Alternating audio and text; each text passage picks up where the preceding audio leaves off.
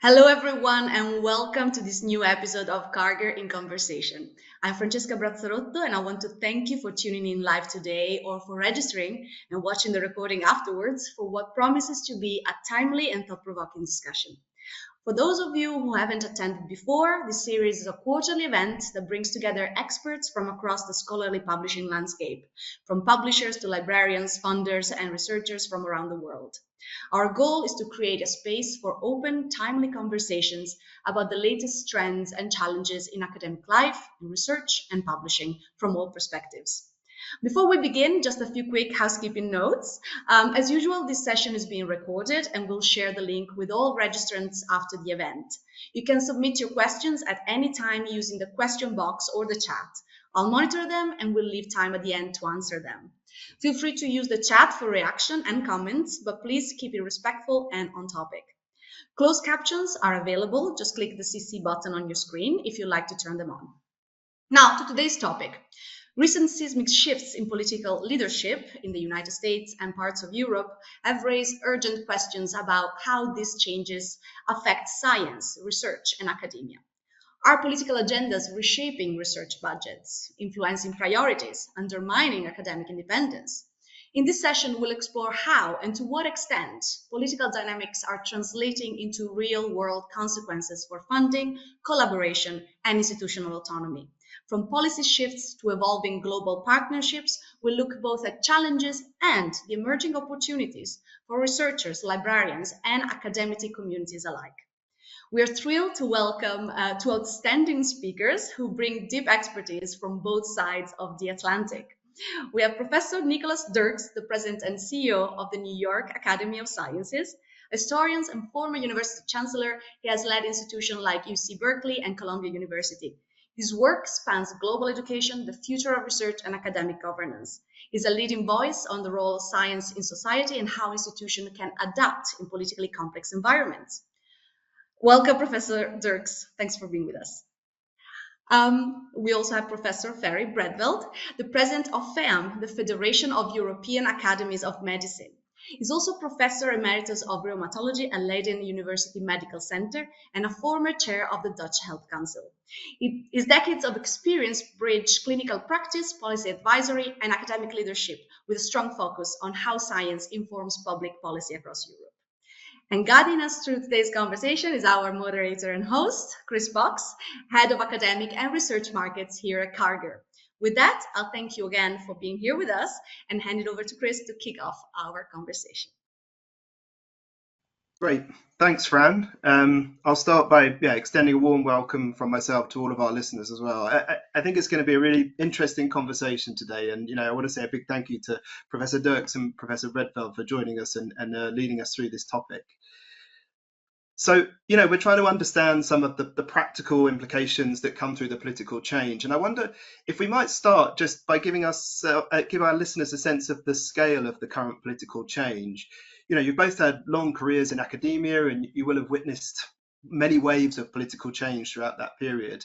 And I just wonder if you could, to give that sense of perspective, give us a sense of how this compares to political change that you've seen, previously in your career. Is this normal? Is this more or less than you'd expect? And perhaps, Professor Dirks, if we could come to you first on that. Sure, sure. Thank you, Chris, and thanks, Fran, for that lovely introduction. It's great to be here with all of you today.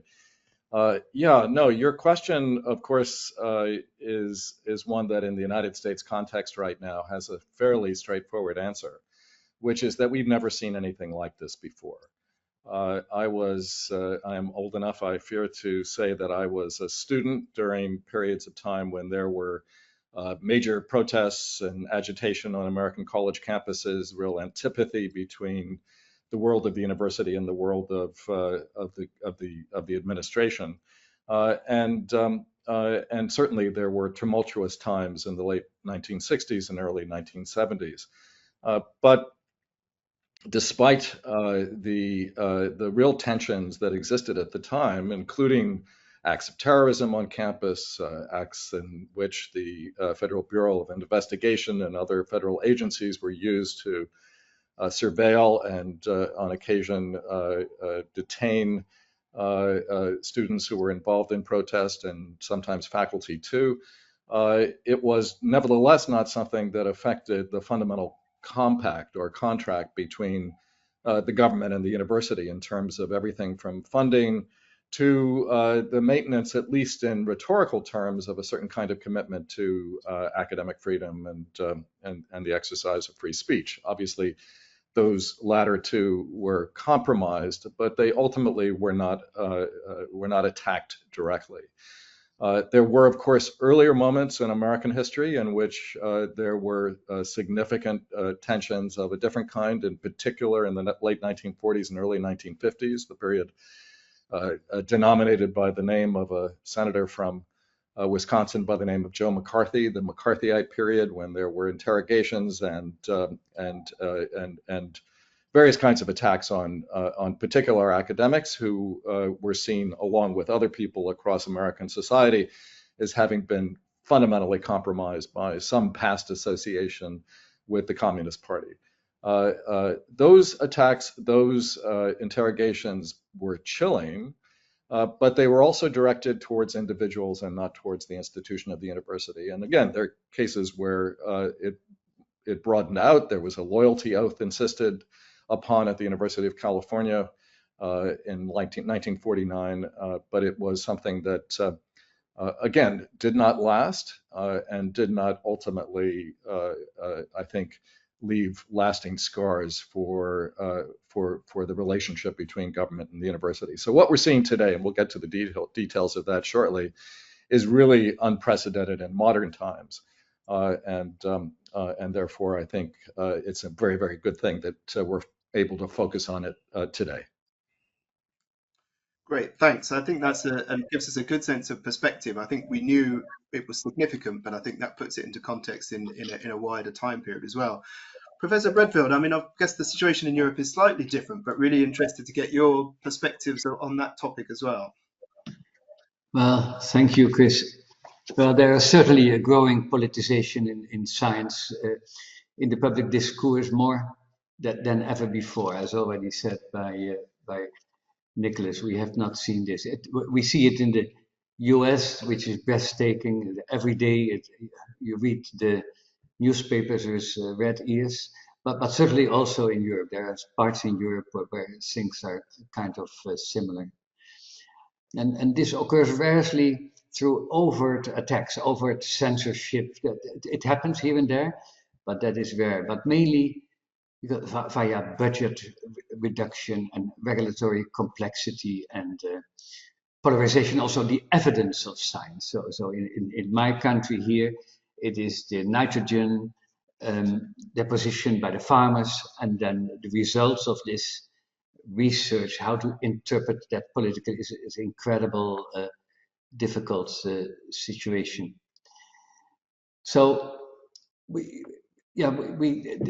it cannot be say how important it is. For me, academia is like a traffic island.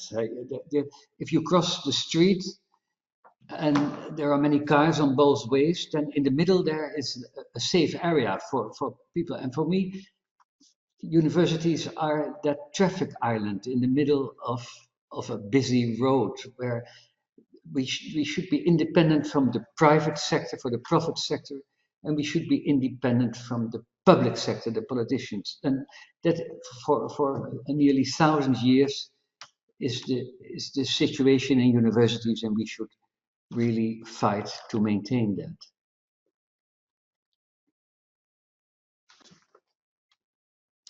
You're muted, Chris. Sorry. Yeah, thanks. That's it. Thanks for the description. Yeah, I think that gives us a nice analogy for us as well. And I mean, one thing that I was trying to think about with this is because I was anticipating that you would both recognize the significance of the change at the moment. And I wonder how sort of interrelated this might be in the different parts of the world. You know, I was looking into how many elections we've had in the last 18 months in sort of major economies, let's say, and it seems a lot. And I think in almost all instances, there was the incumbent party either were weakened or in most cases lost power. And I guess it means that we're going through a period of change, and those people would have come in on a change mandate. But it seems unusual in some ways that there seems to be a consistency between some of the areas which you're describing in relation to academia. I don't know if that's something. Is that accidental or something which you expect to see? Is it a kind of sea change, or are these just random things that happen to be coming together? Well, it's a difficult question to answer in some ways, although I think we all are aware to some extent of the global character of political movements, and also almost a kind of contagion that exists with respect to certain kinds of extreme political movements.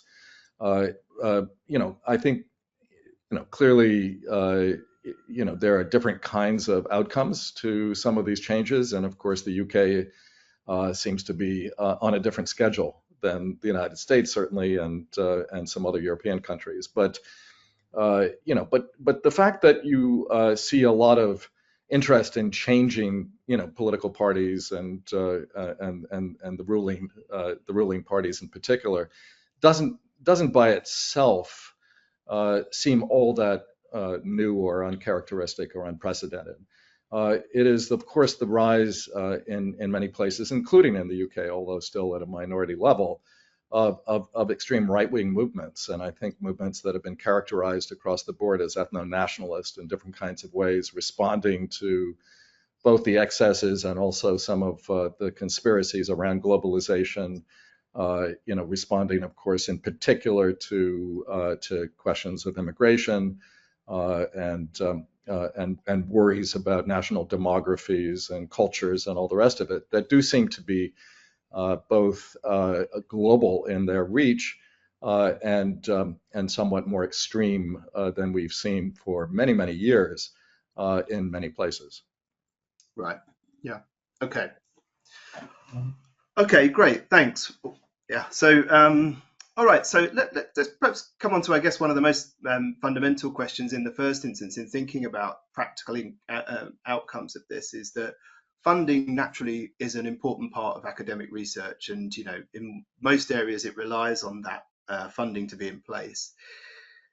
I guess let's just start with an open question of what you think the potential funding implications are likely to be of the political change that we see at the moment. And yeah, I mean, if there were particular high level areas that you wanted to touch on, that would be great, just to try and get an overview of what it looks like. We'll start again, if it's okay, with Professor Dirksen. We'll come on to Professor Redfeld, just because I think that's a good sequence. So yeah, perhaps what would you see at the moment in North America as the likely outcomes from a funding perspective? Yeah, so I've jotted down a few numbers, and I'll just give them to give the audience a sense of the enormity of the cuts that are taking place. But I want to put it in a more general context, just to link with my earlier remarks and your last question before, which is to say that in I think many of the political movements that are taking place across the globe, and I think certainly both in Europe and in North America, there's been a growing reaction to different aspects of science, growing skepticism about science, or at least about scientists and scientific expertise. And of course, the skepticism is most enhanced when science and political policy become linked to each other. And so, of course, I think we all look back at the pandemic and the role of public health and the kinds of ways in which government responded to the pandemic by making different kinds of mandates or encouraging them to be made by governments as something that really did change the character of public opinion about science in a way that, at the beginning, many of us, certainly in the scientific establishment, thought would go the other way. We thought it would go the other way because the miraculous development of mRNA vaccines that had never been used before to control and contain the spread of COVID-19 was, in my view, a demonstration of the extraordinary accomplishment of science.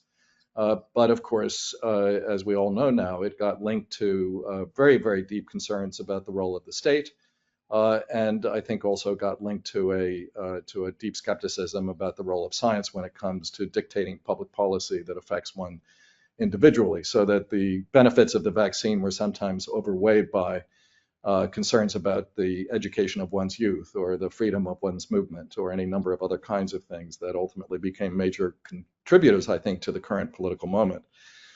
That being said, the cuts of the current that have been proposed by the current administration, this is all happening in real time. Actually, Congress met last night at 1 o'clock in the morning, East Coast time in the U.S., to continue their deliberations about the current big, beautiful bill that President Trump has proposed. But let me give you just a sense of the enormity of the cuts to federal funding. NSF, the National Science Foundation, funded last year at $9 billion. Current proposals are that it be slashed really down to $3.9 billion. That's not a cut of 3.9. That's where the budget would go to if it stays at current levels. National Institutes of Health, that of course make up both funding to many individual PIs and in universities and medical centers, as well as institutes and centers based in Washington. The budget last year was $48 billion. The proposal is that it be pushed down to $27 billion. Centers for Disease Control, that of course played such an important role, not always a great one, but nevertheless such an important role in dealing with the pandemic and indeed with infectious disease more broadly. A budget of $9 billion being proposed to move down to $6 billion. NASA, which includes not just, of course, space exploration, but a great deal of both basic and also applied research in areas like astrophysics and so on and so forth, from 26 billion to 18 billion.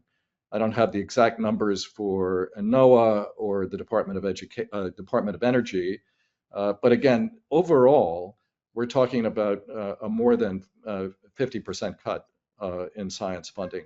And in the words of one scientist after the next, this would devastate research, especially in the biomedical sciences, but across virtually every field. And although the particular ideological targets are directed towards any program that has diversity in its name or in its conceptualization, it's also targeted virtually everything around climate and climate change. But of course, that then connects to almost all research on sustainability and includes even some research on alternate energy, new energy, clean energy. And of course, any research on vaccines, and mRNA is one of the code words that has been fed into the algorithm for cuts at the NIH. So this is actually going to have huge effects. I mean, in the area of diversity, equity, and inclusion, you have targeted clinical trials that are done because certain populations have been left out of a lot of biomedical research in the past, not because it's preferential treatment by any means. And that too has just been cut across the board. So the scale of cuts in the federal budget, in one word, huge. Okay, that gives us a really good summary. I think we'll dip into some of those topics in a moment, but it would be great just to, perhaps from Professor Bredveld's perspective, what the picture looks like in Europe, which I guess is much more kind of diverse, let's say, but interesting to understand, the general picture that you see in Europe at the moment. Yeah, for sure. In Europe, it's different. I'm impressed what Nicholas said, and may I can add to his words that if I communicate with my American medical network, it is what touches me is not only the size of the research, but given the fact that established investigators certainly find their way to go on, but then a whole young generation of young people have no access to research. So what happens to a society if for several years a whole new age category is left out of university? That is suicide in the long run. But that is, I'm sorry, Nicholas, to add to your amazing. Europe is different. So Horizon Europe is the major anchor for long-term and collaborative research. We have a new European Committee, and their budget is not yet defined, but what we hear here and there is that a cut cannot be expected. Ms. van der Leyen, reacting on the American situation, of course, tried, and then she already said that the cut will not be, and on the reverse, she's mentioned impressive amounts of money to try to stimulate research that now cannot be done more in the United States, and she invites United States investigators to come to Europe. She's talking about 500 million extra to be a refugee center for American scientists. Of course, that is on the European level. The national contribution and the appetite to participate in collaborative research that's very widely in Europe, and well, there are countries that really have it difficult. Poland seems to be getting better, but the situation in Hungary is as dramatic as Nicholas described for the United States, and obviously then the European Committee comes with their own strategy. They are now really new. This government in Brussels will define what they want, and these political priorities, they may redefine whole funding ecosystems. And so this political cycle for a few years that may serve short-term goals, but for the long term, there's still this strong pillar of the framework program that serve long-term goals in European research. That's much more stable than what we see on the other side of the ocean. That's really interesting. Yeah. Chris, can I just echo, first of all, thank you for noting that the biggest impact of these cuts in the U.S. is going to be on the younger generation. I think I came upon a statistic when I was talking to the National Postdoctoral Association a month ago. 70% of postdocs have been affected in one way or another by the cuts. And what that will mean is that many postdocs who are the critical cadre in the pipeline of new and extraordinary scientists will simply either leave science or they will certainly leave academic research. They may come in some instances to Europe. It is, of course, a huge irony that whereas American science developed its great strength in part because of federal funding, but also in part because of the movement of many European scientists to the US in the 1930s and 40s and during that whole period, that of course at this point we're reading about the possible brain drain on the other side because of political conditions on this side of the Atlantic. Yeah, and it leads me quite nicely actually onto the next question I was going to ask, because I guess it's really interesting to understand the scale of the cuts which you've just described, or the proposed cuts, let's say, at this stage. From a university's perspective, I'm just interested to try and understand a bit about how that plays out in practice. In other words, and I know we can only be quite general at this stage on this question, but in terms of, does that mean that the particular research that was funded is cut? Does it mean that the university looks to make wider cuts to support that? What does it mean for students? I'm just trying to think about, I don't know if there's a way of easily describing how those cuts actually take effect at a university level and how much kind of agency the university has to kind of reinvest or redistribute those cuts. So I don't know if you can answer, if that's easy to answer, certainly not easy, but possible to answer, let's say.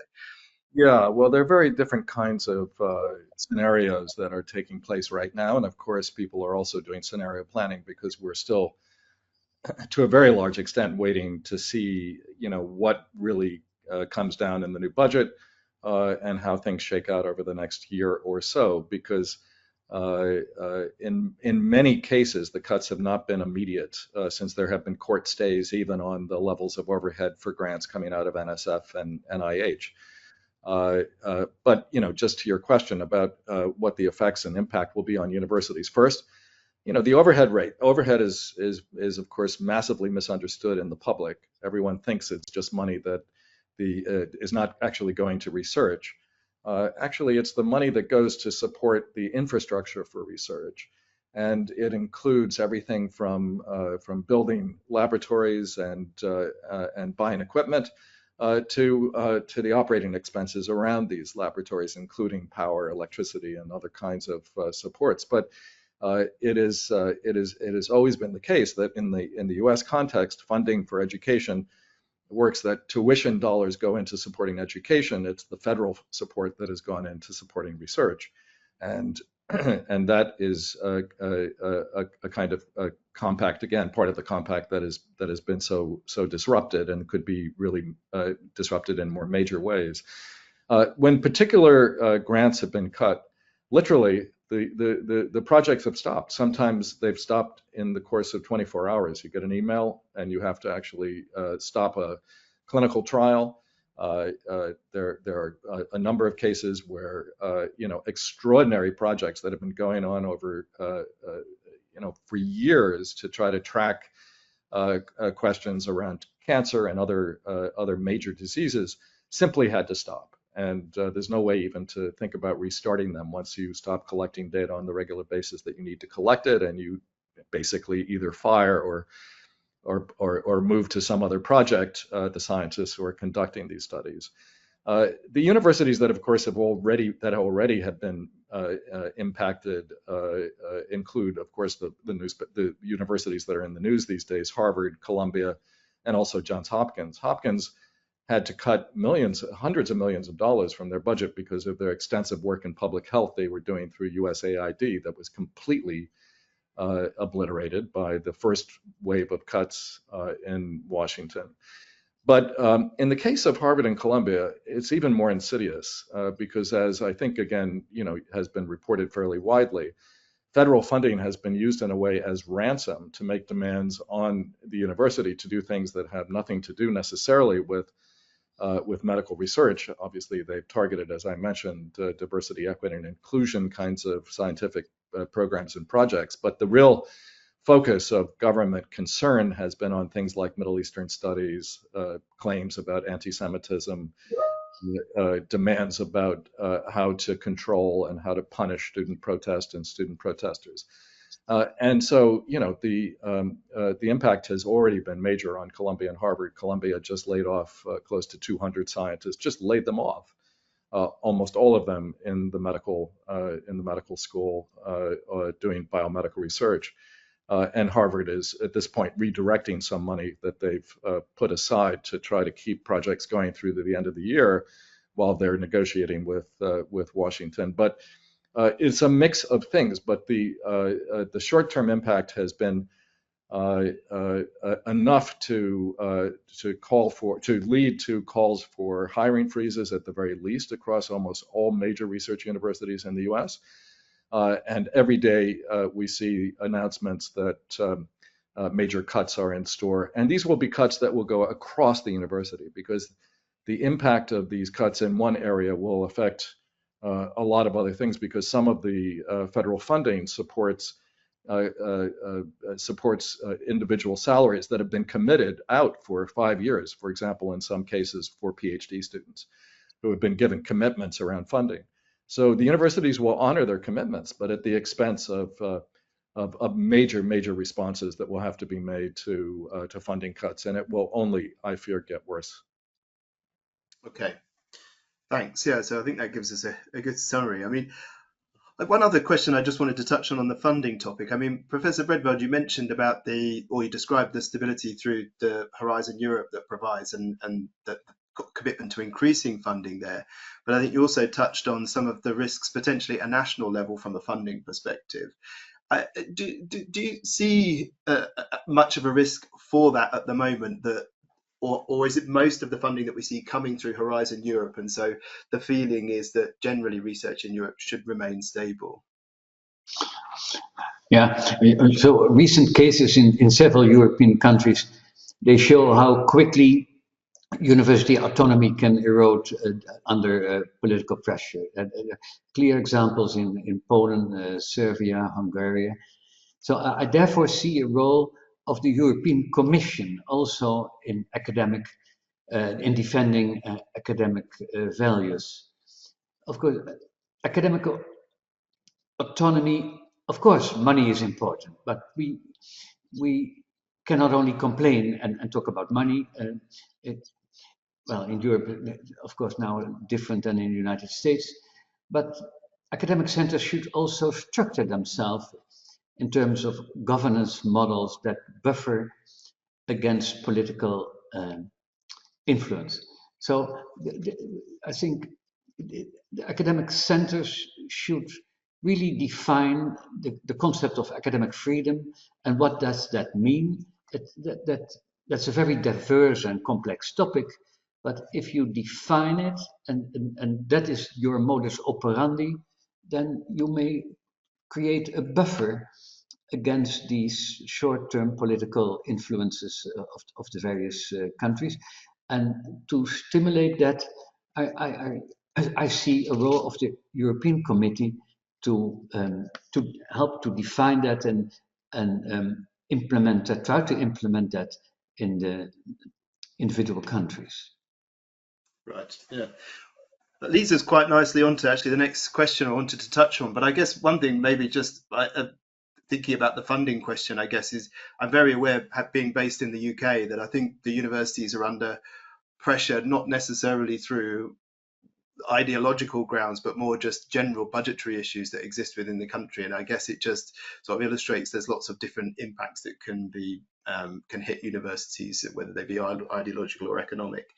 But you mentioned there, Professor Brevard, actually the topic we wanted to move on to next, which is this whole perhaps around academic freedom and autonomy and independence. And there's this ongoing debate about the relationship between politics and academia, and we've been touching on it to some extent already. So some argue that political pressures are increasingly shaping university agendas. Others suggest that university already exert influence in political discourse themselves. So where should the line be drawn now? How do we balance necessary government oversight with the protection of academic freedom? And on the flip side, should academic institutions be doing more to manage political expression or influence coming from within their own walls? And I guess this is a really relevant topic at the moment. And since you started mentioning it there, Professor Bredfield, perhaps we could come to you first on that and what you think the position and the relationship between government and universities should be on academic freedom.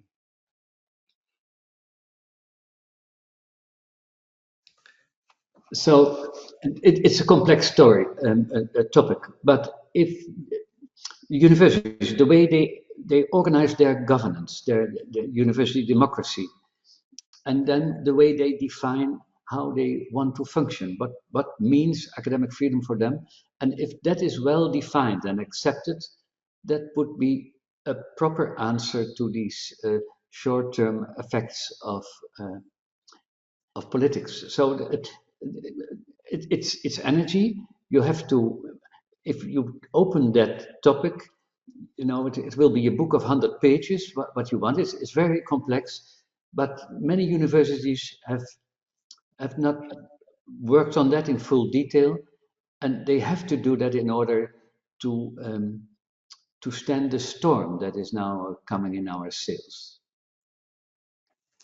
Yeah, okay, and I think that's perhaps something we can come on to later as well, is the things that should happen now through this kind of the opportunity to reform on some of these points. Professor Dirks, from the North America perspective, how do you reflect on this question around academic autonomy, independence, and freedom?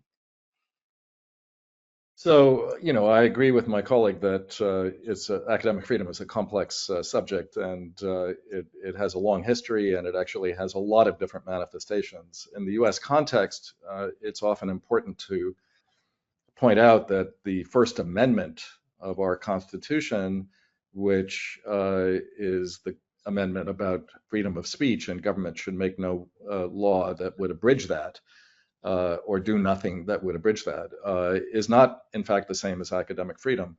Our conception of academic freedom actually began in a number of places, including, I would add, the University of Leiden in the late 18th century, which was known for really insisting upon the importance of protecting university and academic life from government intervention. But it developed over the course of the next 200 years as a principle of university governance that would protect academic decisions from either, and this is to the image of the traffic island, from either political interference or the interference of moneyed interests.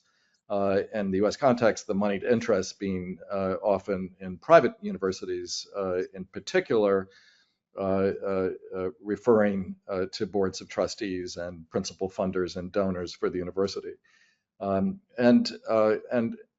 so, universities have gone through different kinds of definitions of what academic freedom is. There are different kinds of academic governance, faculty governance. There are tensions within universities between the administration, I mean the university administration, and some faculty groups who are often very critical of the administration. But the internal processes, however much they might be under pressure and likely to change, are processes that are nevertheless held to be really fundamental to the question of what makes universities great. Universities are great because they're driven by ideas, they're driven by debates, they're driven by the belief in freedom of inquiry, and we hold this. You could call it almost a kind of catechism, but I think it's one we all believe in, which is that even the most abstract of scientific research is benefited by a real deep commitment to the freedom of inquiry. And one only has to kind of refer back to Galileo's experience of this, or others across history, that public concerns about scientific heresy is one that is always sort of creeping on the edge of experimental scientific work that begins to challenge normative assumptions. But the truth is that there are issues on American college campuses that do need attention. I called some of these out when I was at Berkeley as chancellor, because I was concerned that although Berkeley was known in the US context as the free speech university, because the free speech movement of the early 1960s, which actually led to a different governmental set of laws and policies around political speech on public university campuses, needed to be able to be committed to free speech, whatever the politics of that speech. So, whether it was somebody on the extreme right wing or somebody on the extreme left wing, the university had to say, well, yeah, under certain kinds of conditions, we will let the speech take place on campus. We're not going to discriminate on the basis of political position. And there has been some erosion in terms of public commitment on university campuses. I mean, public in the sense of both students and faculty, to the kind of robust debate that I think many academics took for granted in the 20th century. And these are debates that we need to resolve in the university world, because they do, I think, get in the way of the confidence that both students and faculty feel expressing unpopular views, arguing discrepant positions, and of course, in some instances, going after scientific ideas that might not be in the mainstream. Yeah, we need to be open to that, and we need to work on it, and we need not to take the present moment of attack and assault from the outside as an excuse to do nothing inside. That being said, the idea that the government, and that's what we're specifically addressing in this discussion today, the idea that the government be the one to legislate viewpoint diversity, which is the term that's being used, or to complain that the university has been subject to, and I quote, ideological capture, which is the word that Christopher Rufo, who's been one of the primary architects in the US political world of a kind of takeover of universities, starting in Florida, and starting in his case with the identification of what he called critical race theory as the kind of scourge that had led to all of DEI, et cetera, et cetera. The idea that government do this, I think, is anathema. And it is part of, again, what we've seen in other countries where there have been increasing authoritarian tendencies, whether Hungary or elsewhere, because of course authoritarian regimes find that they have to go after certain institutions first. They include the press, but they, of course, often get very, very soon to the university because that's where ideas are both produced and that's where they're disseminated through teaching and publication and research. And this is a very dangerous kind of moment, certainly in the U.S., where there could be the kind of slide that we've seen elsewhere from genuine acceptance of the need for universities to be politically independent to an effort to take over that thought. And by the way, of course, when the government, and this government is an extreme example, but it's not a total exception, decides that it wants viewpoint diversity, what it really means is it wants more people who think exactly like them and who are not critical of them. And all the kind of high-minded rhetoric that is being used to condemn universities for ideological conformity seem to be put under the sign of parody when you actually look at what's happening in Washington today and the kinds of increasing legislation that is attempting to curb, control, and even deport those who speak against some of the policies of the administration. And I'll finish by saying that the apprehension of green card holders who have complete legal status and total protection under the First Amendment of the U.S. Constitution, imprisoning them, either threatening to or planning to deport them, is again an unprecedented attack on fundamental freedoms and principles of citizenship and human rights in the U.S. context.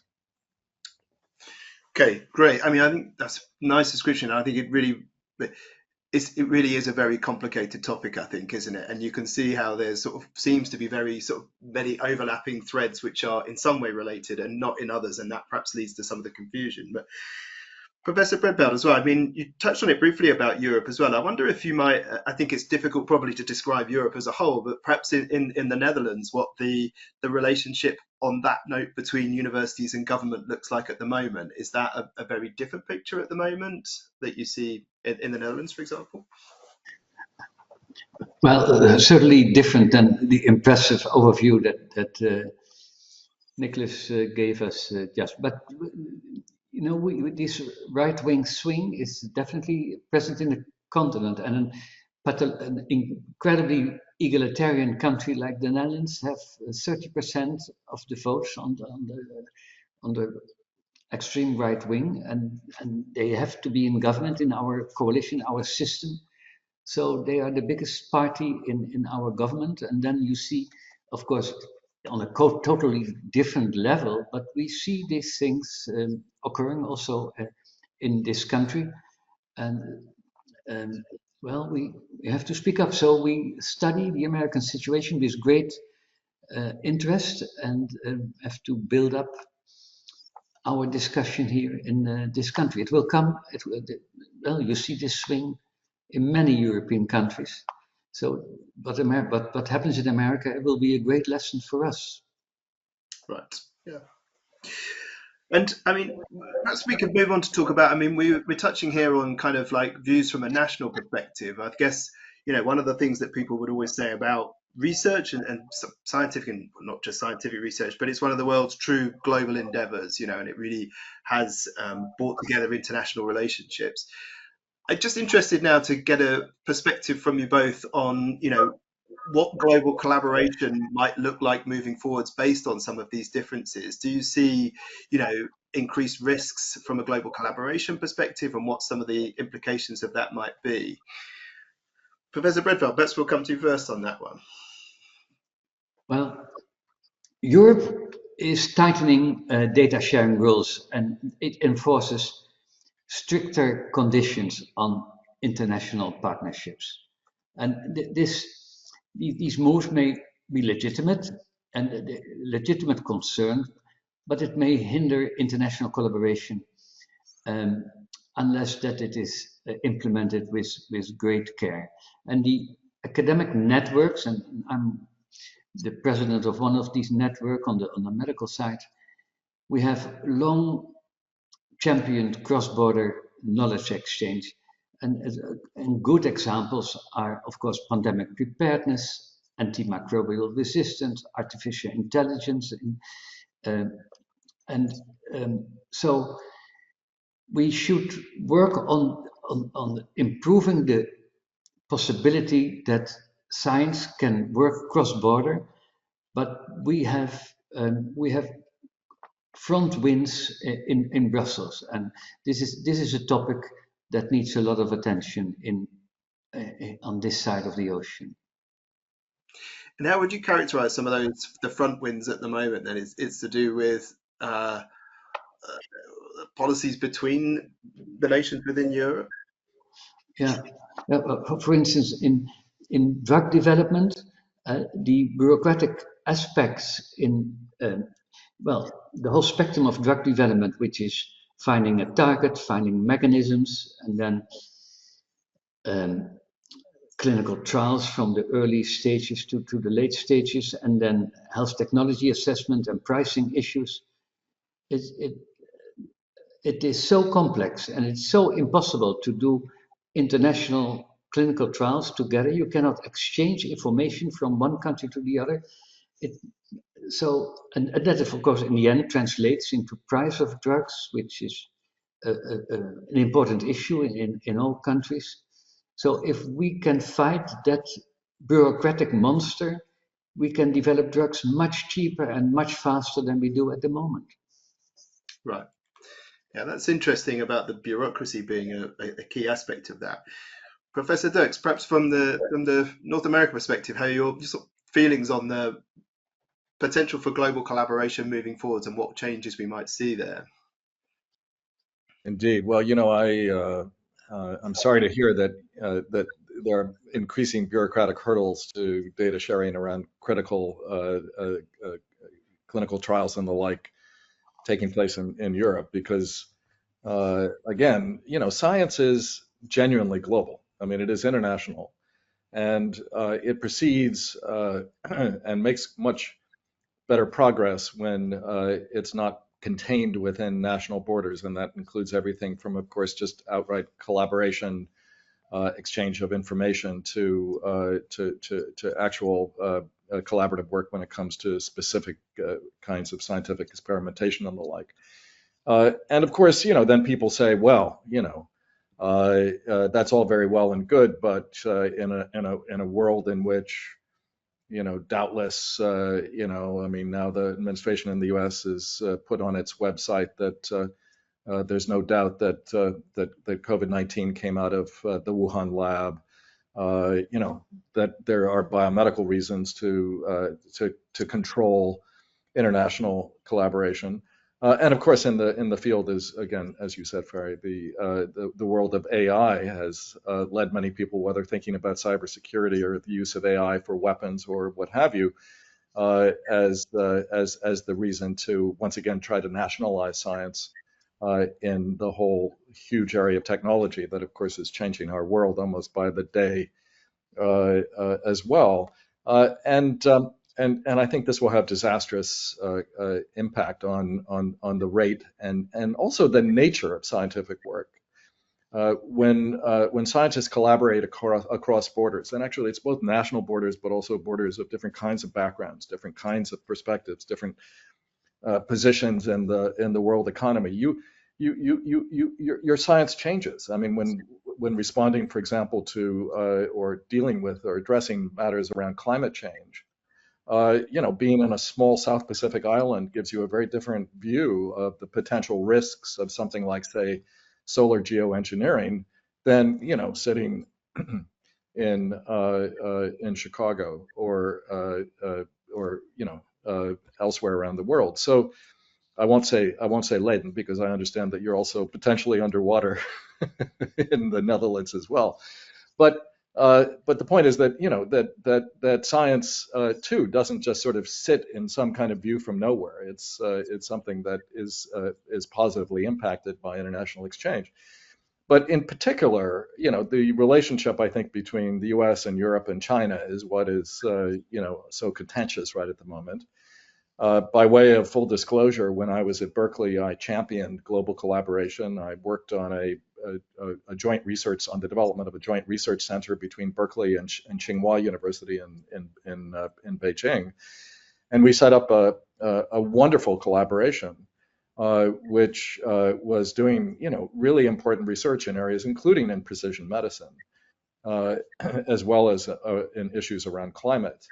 And and we had to close that down. And again, to be completely fair, some of the questions that began to lead to closing it down came from the Biden administration, not from the Trump administration. But the fear that any collaboration with China is going to compromise national security is, I think, such an extreme misreading of some of the issues around international property and patents, which can be resolved. They can be resolved through the same way that we can resolve other kinds of international issues, working with the Chinese, working with the Europeans to come up with global standards for these issues. And I think, the Chinese would welcome that, even though there have been obvious abuses in the past.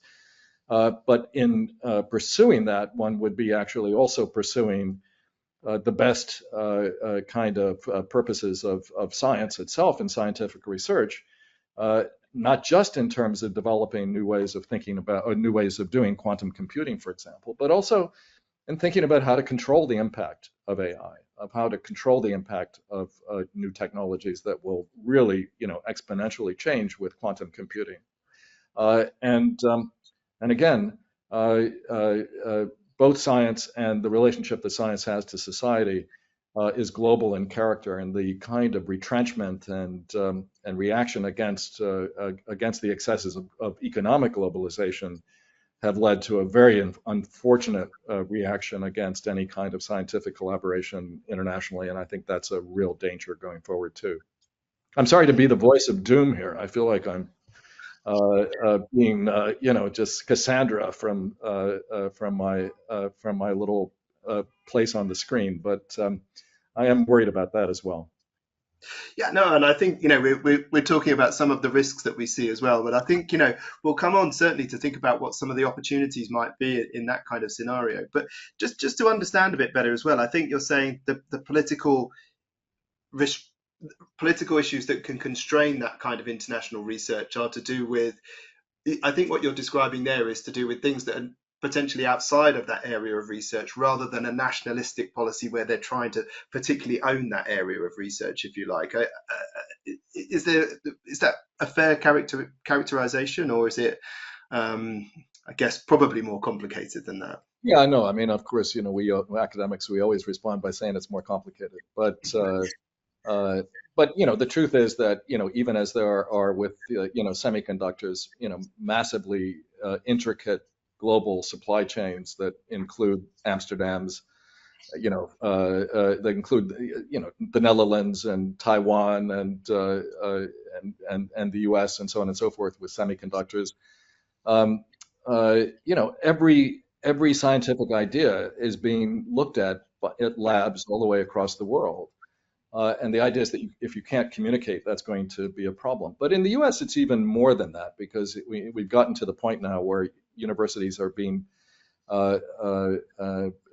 asked to document any support that they get for any of their research projects from outside the US, with the idea that it's very suspicious, and of course it is another way in which the government is kind of using an issue as a wedge into the internal processes of the university. I mean, full disclosure, reporting requirements, all of that is fine, and all of that is something universities are ready and in fact even eager to comply with. But the idea that individual scientists will be put under suspicion or even put in prison, as has happened in the U.S. with some Chinese American researchers, or that the university itself is now all of a sudden supposed to only take support from local from local support donors at the same time that the U.S. federal support is being radically cut, is again just a kind of generalized assault on science. And it comes down really basically to just a further erosion of support for the kinds of things that the scientific establishment and that our universities have become great by doing, and are now really in jeopardy of being able to continue. Right. Yeah. Well, we definitely have some sort of concerning situations, as we've touched on there. Someone always uses the phrase with me, which I quite like, which is says, never waste a good crisis. And, crisis always offers an opportunity for change and reform. And be interesting to touch now on some of the areas that you think might throw up as opportunities for us to rethink how potentially research works, or some of the focus on areas that might be improved, reform that might perhaps take place that perhaps could have taken place, over many years, but needed a good real incentive to do that. Professor Bredfeld, perhaps maybe we could come to you first. Are there potential opportunities for amongst these issues that we see potentially for the future that you can imagine in Europe? Well, obviously, a crisis unlocks innovation, and the COVID crisis have proved that Europe can fund science fast and implement it fast. And the challenge is that we stick to that agility. Also, because this unbelievable situation in the United States, there is now a momentum for Europe to work on the big topics. The ambition of Europe is to work on ethical artificial intelligence, One Health, environmental aspects, and that is of course laudable, but we should learn from the COVID crisis that it should be international, and it should work with global standards that are key in this issue. And they try, for instance, they started in Brussels this rapid response organization called HERA to rapidly detect a possible next pandemic. And they work on the IMA with rules that are aligned with the United States, but there's a lot to be done. And I think complex topics like digitalization or green transformation and climate, that of course that is complex, that is related to complex interdisciplinary research, but it should be possible that the associated policy, which is difficult, can lead to scientific activities where science can support policy. Okay, great. Professor Dirks, from your perspective, opportunities that you might see for academia from this situation that we face? So I want to put it in context, which is to say that, I gave rather dramatic numbers about funding cuts in the U.S., but the thing I wasn't talking about is the fact that the federal funding for science has been relatively flat for the last 15, 20 years. And the real growth in funding for scientific research in the U.S. has come from private sources. So roughly, it was the case, I think, around 25 years ago that there was roughly equal amounts of private and public funding, and now private funding is 3 to 4 times the amount of funding as public, even before the cuts. And what I think the current crisis will do, among other things, is to encourage private both donors and philanthropists, but also companies and industries to step up even more, to think about the important role that in earlier days in American scientific history, institutions like Bell Labs played for innovation, and indeed to no longer assume that the federal government is going to just take care of the research needs of our society and indeed of the globe, and step up. But I also think, and this is where I think we have to use the crisis to to rethink what science needs at this particular moment to really make the kind of progress we need and to direct its attention to the kinds of challenges and issues that are out there,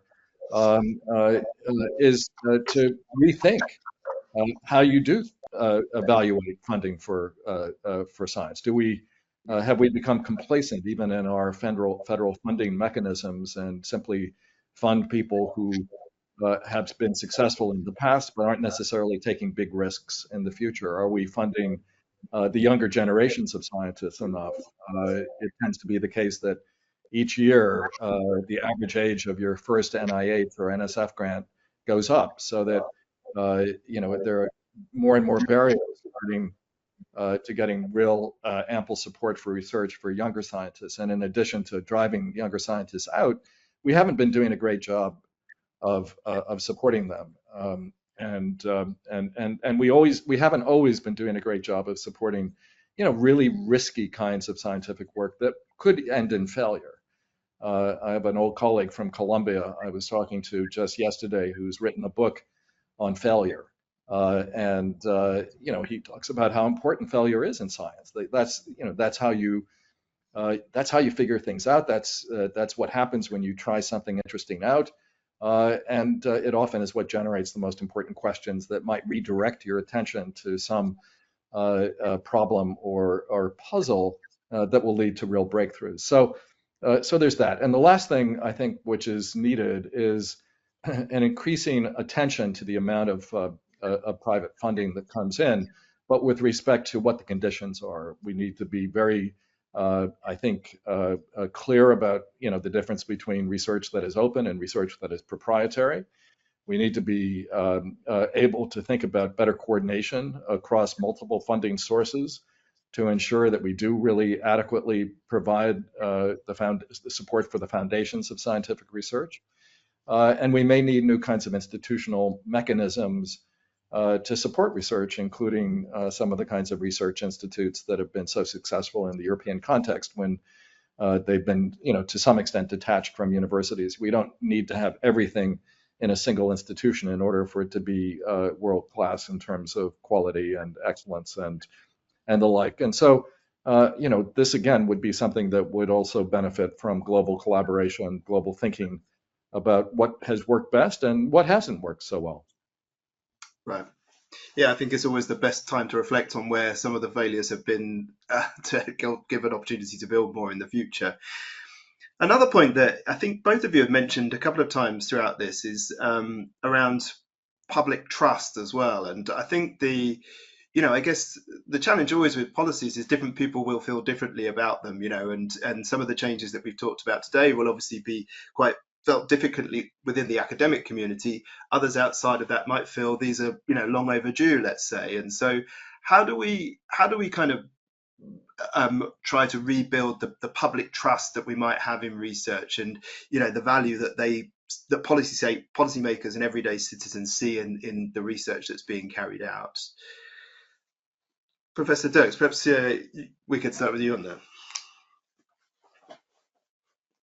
Yeah, no. So, I mean, questions around trust in science have actually been recurrent over history, and it's often cyclical, and certain kinds of things certain major events will lead to what some historians of science call a revolt against science, and of course we're experiencing, I think, right now not just a change of political heart about scientific research, but a reflection of a broader public issue, as we've been talking about. So, at the New York Academy of Sciences, we do a lot of work on science communication. We believe, and I think it's a widely shared belief in the scientific community, that scientists are not always the best communicators about the work they do, and we need to do a better job of that.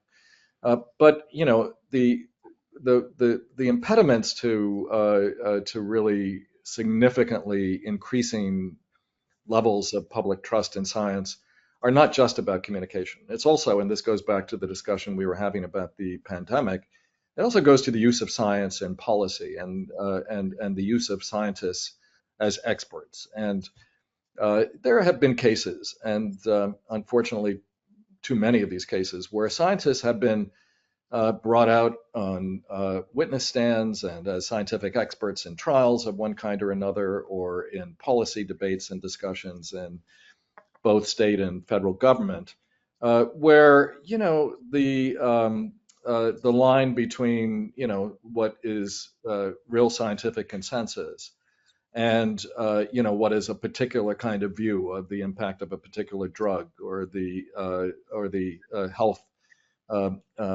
results of smoking or whatever, or questions around the impact of fossil fuel consumption, where different kinds of positions have made science seem a little bit less authoritative. And I think we also have to become, therefore, very clear about how scientific expertise addresses public issues. Not that we shouldn't. In fact, I think we must, and we have to, and we should. But we have to be very, very cautious about how we do that, so that we don't, kind of open up the charge or give weight to the charge that that science is political in certain kinds of ways, or has an ideological agenda that it's trying to, that is also aligned with the ideological agenda of a certain kind of elite that we're trying to prosecute. We have to be both more better at communicating, but also more humble about our own position in society, and aware of the need to find better ways to establish trust. And partly that is also about working with different kinds of institutions. What's happening in the U.S., and I think globally to some extent as well, is a kind of attack on traditional institutions. Now, I happen to believe in these institutions. I've spent my entire life in the university. But I also know that universities in the U.S. anyway talk about their excellence around questions having to do with how many people we exclude, how many we reject, and I think we have, in our race to be ranked number one or this or that, we've often forgotten that the way the public hears that is that there's no place there for me, and if that's the case, then I don't want to have anything to do with it, and I don't want my tax dollars supporting that. So it's not just about a better way of communicating. It's also about integrating scientific work, scientific institutions, and the impact of scientific work much more broadly across society. And that will include rethinking fundamental questions about how universities operate and how we rank them, and indeed, how we conceive of the public good that is attached to the institutions that we believe in and work in and care so much about. Yeah, I think that's such a good point. We had a debate at a conference recently, and they were touching on a similar point to you were describing there. And particularly when we think back to the conversation about the next generation of scientists coming through, and that feeling that, well, these aren't for me, it's not going to encourage those scientists to come through as the next generation. And so I think it's so important that we get that right. Professor Bredbell, interested to get your views on this point of how we might rebuild the public trust in science. I completely agree, of course, what has been said. And there should be a shift from communicating science to communicating trust. We have seen that misinformation and polarization have eroded the public trust. And so scientists must communicate better. If they cannot do it themselves, they should ask their institute to organize groups for communication in science. There should be more transparency and more direct interaction with society and decision makers. We had in the academic medical network that I overlooked, there was an impressive description of a Hungarian representative who said that, well, the budget cuts there and also the bullying of the government towards the scientists is impressive. So they took initiative and they went into society, they went to schools and they explained how universities work, how they do it. So that reaching out is well, this is just one example, but is a field that should be explored much more than we did so far. Yeah, I agree. I think getting the next generation excited from a very early age about going to a university is such an important aspect. So One question I'd just like to finish with before we come on to questions from the audience, but a large number of our listeners are often from the academic library community, and I just wondered if we could get your thoughts on what some of the implications might be for the library community before we go on to questions from the audience. But yeah, Professor Dirks, your thoughts on that? Yeah, well, librarians have always been important. I'm a historian, so I want to give a shout out to all the librarians who are listening, and the archivists and the like. My whole profession depends upon the work you do. But right now, a lot more depends on it than just the work of a solitary historian, because what we're confronting increasingly is everything from the banning of books in local libraries to and this is the more immediate, I think, question or issue, the erasure of vast amounts of critical data. One of the things that happened when Doge got to work in Washington was that not only were grants canceled, but entire websites reporting different kinds of scientific work were erased. But even more troubling, data sets from ongoing studies that were disrupted by cuts were sometimes just allowed to disappear.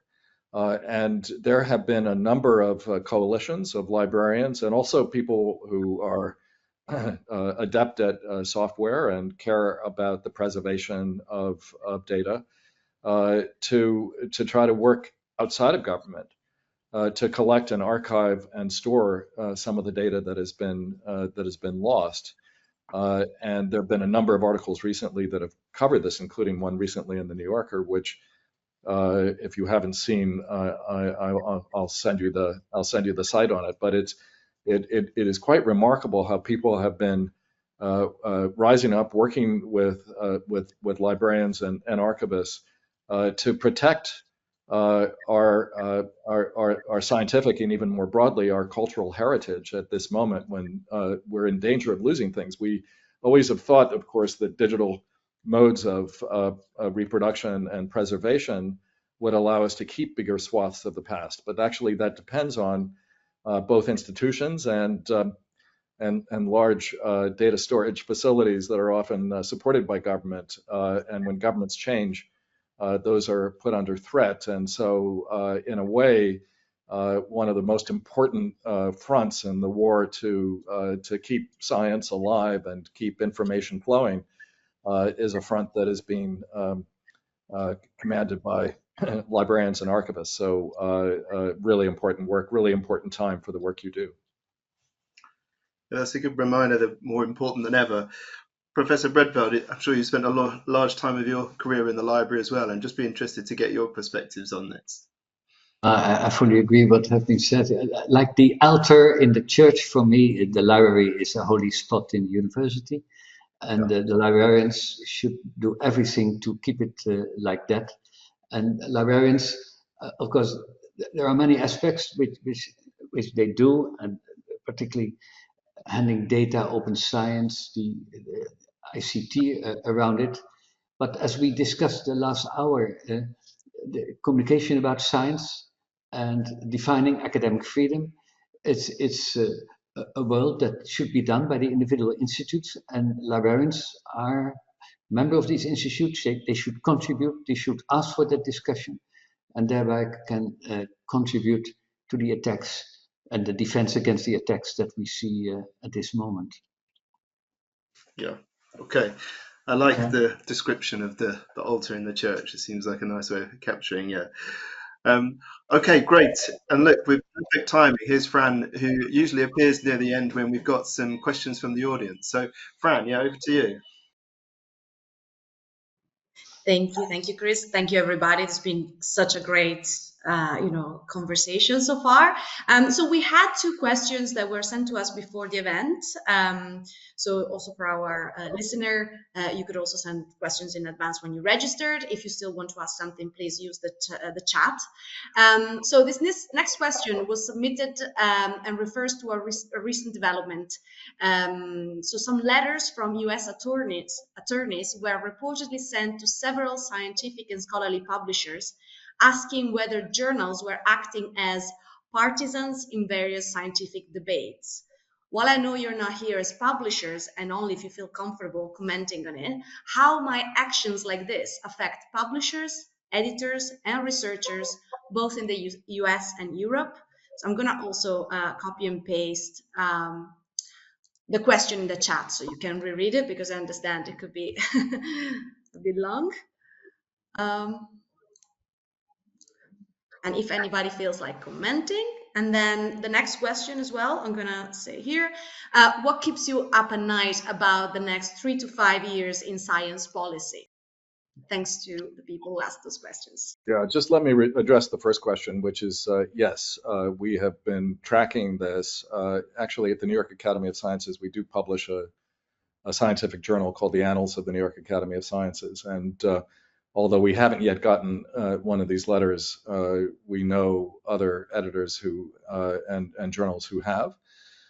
And basically, it's a way of putting on notice scientific journals that they don't want to see, or they will be looking to see if there are articles about. And again, I've talked about the proscribed topics: climate, diversity, equity, inclusion, vaccines. But this, this is like the opening salvo in what is clearly an effort to censor the publication of certain kinds of science, and indeed certain views in science. We have globally established standards for scientific publication, and of course, we've talked in previous webinars about some of the problems that come from new journals that are completely profit driven and so on and so forth. But at the level of our highest scientific publications, they're absolutely critical. They're critical for sharing scientific information and results, for fostering international collaboration on critical scientific issues, on ensuring that that science is subjected to global peer review, which is of course part of why we claim the level of accuracy and truth that we do. And indeed that we're looking at issues that are important not just to science but to the world. And if this starts being controlled politically, and again, these opening letters, I fear, are only the first, the first salvo in a larger attack. We're going to see efforts to control science not only through controlling universities, but through controlling the publication of scientific results. So this is something to be very, I think, concerned about and vigilant about.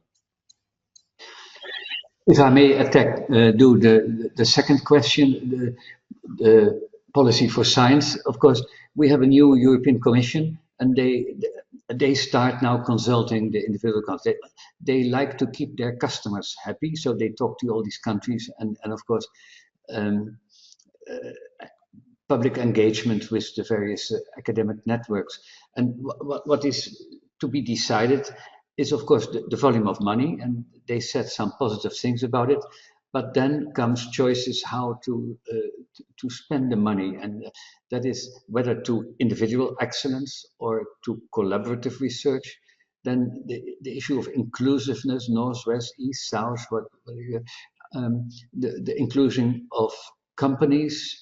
And then of course the topics, these texts are being made what they want. That's of course also following their individual agenda, but they talk to all these networks and the countries. So the topics are now coming up. So wherever you can influence these discussions, because if your sentence is coming in the call for grants of the next framework program that starts in 27, then the chance that your field of research get into these programs is much larger. So please wake up and see that you get your field in the text of the framework program Horizon Europe that starts in 27. Great. Thanks. So, and yeah, okay. So I didn't know any closing thoughts that people might have on the on any of the points that we've talked about already today, or any of those last questions? Well, just to say that I think having this discussion and to have it with the four of us from from the UK, from Italy, from the Netherlands, from the US, is a critical, I think, effort to really not just demonstrate, but to activate the global character of scientific work, and indeed of the multiple communities that are part of the world of science, which goes from the from the scientific investigator to the university administrator to the archivist and the librarian to the research scientists who are doing data analysis. I mean, it's a kind of a very complex system, but it's a system that has become global, and that despite the obvious ethno-nationalist pressures that are being exerted upon institutions in national contexts, the fact is that we do have now technologies we can use to maintain and indeed strengthen global collaboration in all kinds of registers, of which I think this is one. So thank you for organizing such an interesting panel and discussion. I appreciate being part of it. It's really been great. I was thinking what's going to keep me awake for the next 3 to 5 years, but I think having these kind of conversations is a good reminder of how important to keep the conversations going, and as you say, activate these systems is. So, Professor Bredveld, any closing comments from your side? Well, I think you're on mute. I echo the congratulations to organize websites like this. A scientific community should speak up. Obviously, we will not influence the Trump administration by doing this, but I think academic communities should come up with declaration. And it helps the colleagues who are under pressure. It gives direction on what kind of defense is possible. And so it's only 4 years. So we are not lost. There are many strategies to get our act together, and in the end, academia is there. It started in 1100 in Bologna, and we are still there. So we will certainly survive the Trump administration. Great. Well, thanks everyone for thoughts. I want to say a huge thank you to Professor Bredveld and to Professor Dirks for all of your thoughts today. I think it's been a really interesting conversation. There are some difficult topics for us to think about, but it's really been interesting for myself, and I'm sure for all of our listeners, to listen to everything that you said today. So thank you very much for being part of that. Thank you very much for all of our listeners as well. I think, Fran, I usually hand to you and you close, don't you? Yes, thank you so much to all of you. Thank you so much for joining us today for this episode of Karger in Conversation. This was a critical and timely discussion, one that really stayed grounded in the complexity of what's happening across different parts of the world. And as Professor Dirks mentioned, the global reach of the academic and publishing community reflected in all of us here today and you in the audience really makes the conversation not only relevant but necessary. So a huge thank you to our speakers for bringing such clarity, honesty, and depth to the table. And you give us a lot to reflect on. And we hope you enjoyed the discussion and that it sparked ideas, reflection, and maybe even a few new questions to bring home. As always, we want to make sure that our content is accessible to everybody and as useful as possible. So you receive a link to the full event recording in the next few days. We'll also be publishing a short article summarizing the key takeaways in case you'd like to revisit or share with your colleagues and peers. And for those who prefer to read along, we'll be sharing the full transcript of the conversation too. And we'd love for you to be part of shaping what comes next. So please just take a minute to answer the short survey that will pop up after the session, and feel free to suggest any topics or speakers you think will be great fit for future events. We're always on the lookout for fresh ideas. So our next Karger in Conversation event is planned for September, and we hope to welcome you back then. Until next time, thank you again for being part of the conversation. Goodbye. Thanks everyone. Bye. Thank you.